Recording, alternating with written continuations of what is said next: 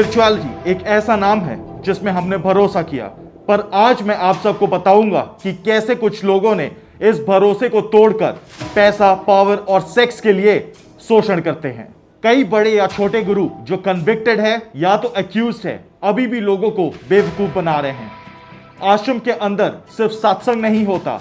तो आज इस वीडियो में मैं आप सबको बताने वाला हूं रीसेंट केसेस और ये सब कैसे ऑपरेट करते हैं एंड सर्वाइवर्स को क्या करना चाहिए अगर वो इस सिचुएशन में है, और तुम्हारे लिए ये स्ट्रॉन्ग एक्सपोज टेम्पलेट है।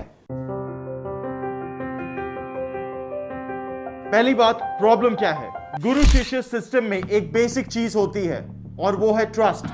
जब ट्रस्ट का पावर एक ही बंदे के हाथ में चला जाता है और उसके पीछे पैसा और पॉलिटिकल पावर भी होता है तो मिसयूज होने का डर होता है। छोटे आश्रम से लेकर बड़े डेरा तक शोषण हर जगह मिलता है, और जब कंप्लेंट होती है तो पॉलिटिकल पावर, प्रभाव और धमकियों की वजह से केस स्लो हो जाता है या कुछ जगह पे कंप्लेन करना मुश्किल हो जाता है। ये लोग कैसे ऑपरेट करते हैं, स्टेप वाइज चलते हैं। अथॉरिटी का रिचुअलाइज लैंग्वेज, मैं तुम्हारा गुरु हूं, मेरा कहना भगवान का कहना, इसे शिष्य इमोशनली भरोसा करने लगता है। दूसरा, एक्सेस प्लस आइसोलेशन। आश्रम में रहते रहते लोग अपनी फैमिली से दूर हो जाते हैं और डिसीजंस गुरु पर छोड़ देते हैं। रिचुअल्स के नाम पे सेक्सुअल एक्ट, शुद्धिकरण, हीलिंग, स्पेशल थेरेपी जैसे लेबल्स यूज करके सेक्सुअल कॉन्टैक्ट को जस्टिफाई किया जाता है। चौथा, पेमेंट और डोनेशन से कंट्रोल रखा जाता है। लोग भक्ति के नाम पर लाखों रुपए भेजते हैं पर उनके फाइनेंशियल रिकॉर्ड्स कभी भी ट्रांसपेरेंट नहीं होते। पांचवा, नेटवर्क एंड इन्फ्लुएंस यूज करना। लोकल पॉलिटिशियंस, पुलिस कॉन्टैक्ट्स या मीडिया इन्फ्लुएंस से केसेस डिले करवाने की कोशिश होती है हमेशा। रियल केस स्टोरीज जो कि रीसेंट है और वेरीफाइड है, उनके ऊपर बात करते हैं। पहला, Asaram Bapu convicted, medical parole and interim bail updates. Asaram का केस एक टेक्स्ट बुक एग्जाम्पल है कि जब एक बड़ा गुरु कन्विक्ट हो जाता है तब भी उसका नेटवर्क, लीगल अपील्स और मेडिकल बेल से कंट्रोवर्सी चलती रहती है। आसाराम को जोधपुर कोर्ट ने रेप के लिए कन्विक्ट किया।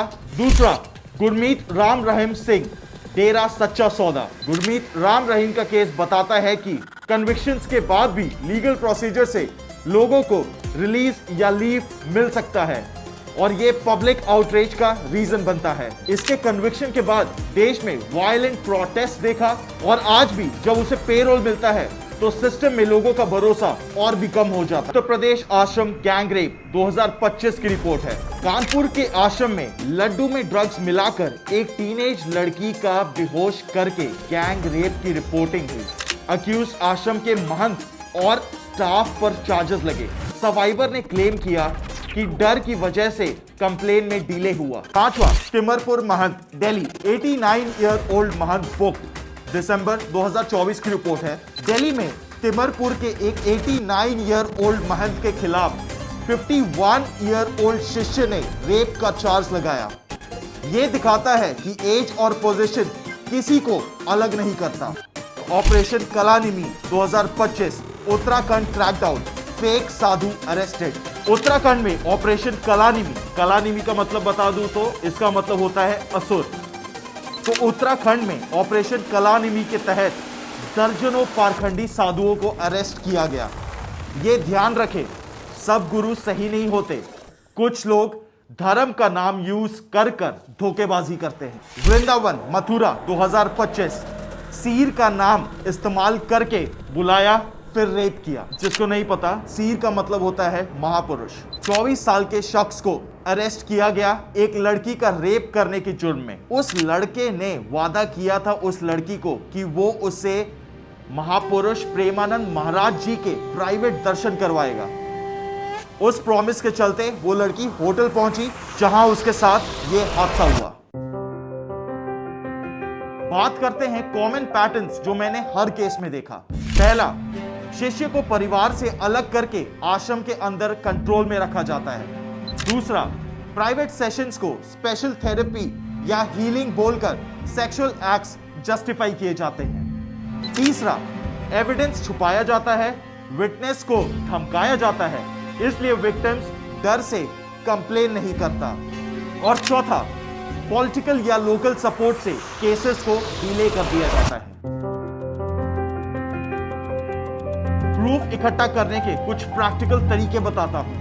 अगर तुम या तुम्हारे कोई जानने वाले विक्टिम हो, ये स्टेप्स फॉलो करो। पहला, मेडिकल एग्जाम जल्दी करवाओ। फॉरेंसिक एविडेंस के लिए 72 आवर्स क्रिटिकल है। दूसरा, एफआईआर करवाओ। अपने नजदीकी पुलिस स्टेशन में एफआईआर दर्ज करवाओ। अगर पुलिस एफआईआर दर्ज करने से मना करे तो मजिस्ट्रेट के पास जाओ, या तो विमेंस कमीशन कांटेक्ट करो। तीसरा, डिजिटल रिकॉर्ड सेव करो। WhatsApp messages, payment receipt, bank या यूपीआई बिल्स, ऑडियो या वीडियो सेव करो।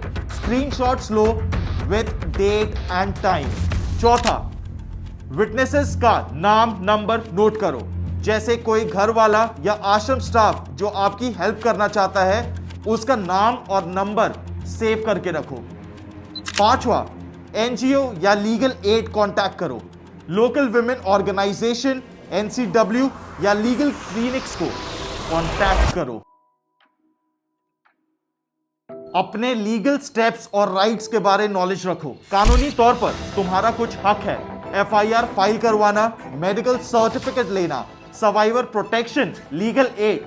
अगर पुलिस रिफ्यूज करे तो मजिस्ट्रेट कंप्लेंट या कोर्ट में एप्लीकेशन फाइल कर सकते हो।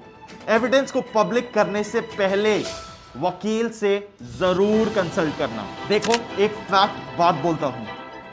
लोग कहेंगे पॉलिटिकल कंस्पिरेसी है, कैरेक्टर असैसिनेशन करने की कोशिश कर रहे हो या फिर फेम के लिए कर रहे हो, पर बिल्कुल भी डरना मत, बल्कि प्राइमरी डॉक्यूमेंट्स यूज करके खंडन करना। इस वीडियो में सिर्फ पब्लिक सोर्सेस और कोर्ट डॉक्यूमेंट्स यूज किए गए हैं। जहां तक किसी का केस पेंडिंग है, वहां एलिज्ड शब्द यूज किया गया है। अगर कोई एरर हो तो प्रूफ के साथ आप करेक्ट करवा सकते हो। लिंक डिस्क्रिप्शन में दिया गया है।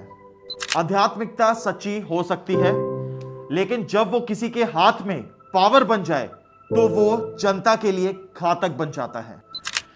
तो आखिर में मैं यही बोलना चाहूंगा कि अगर आपको ये वीडियो अच्छी लगे तो do like, share, comment and subscribe to my YouTube channel.